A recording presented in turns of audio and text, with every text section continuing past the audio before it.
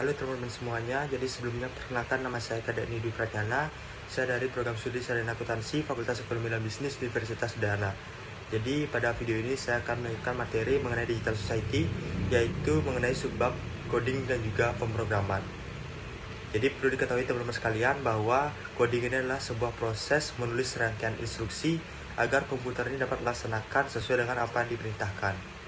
Jadi melalui coding ini kita bisa membuat aplikasi, game, website, hingga sistem otomatis yang membantu pekerjaan manusia.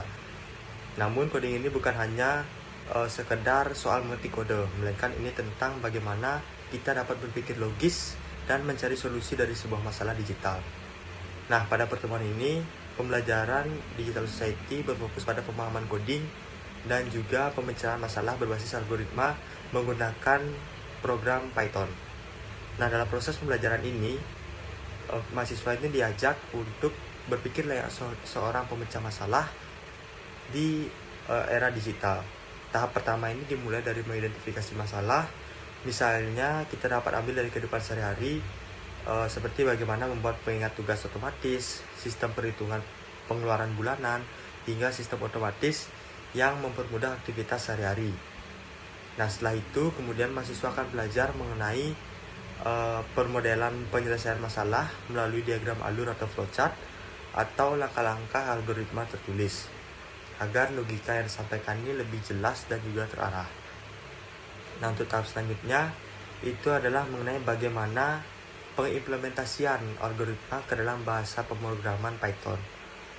Perlu diketahui teman-teman sekalian bahwa bahasa pemrograman Python ini adalah salah satu bahasa pemrograman tingkat tinggi yang dirancang agar mudah dibaca dan dipahami oleh manusia.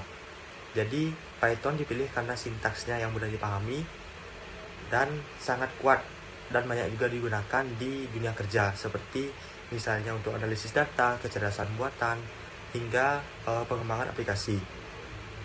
Nah, melalui latihan coding ini, mahasiswa akan belajar mengubah ide menjadi program nyata, menjalankan kode, dan juga memperbaiki kesalahan hingga menghasilkan solusi yang efisien. Jadi pembelajaran ini tidak hanya melatih kemampuan teknis, tetapi juga membentuk cara berpikir kritis, inovatif, dan juga sistematis dalam menyelesaikan berbagai tantangan digital. Jadi, marilah kita sebagai generasi penerus bangsa, biasakan diri berpikir logis dan juga inovatif, karena di era digital seperti sekarang ini, kemampuan memecahkan masalah dengan cara cerdas adalah kunci untuk menciptakan perubahan. Jadi sekian materi yang dapat saya sampaikan. Mohon maaf apabila terjadi kesalahan dalam penyampaian. Akhir kata saya ucapkan terima kasih dan sampai jumpa.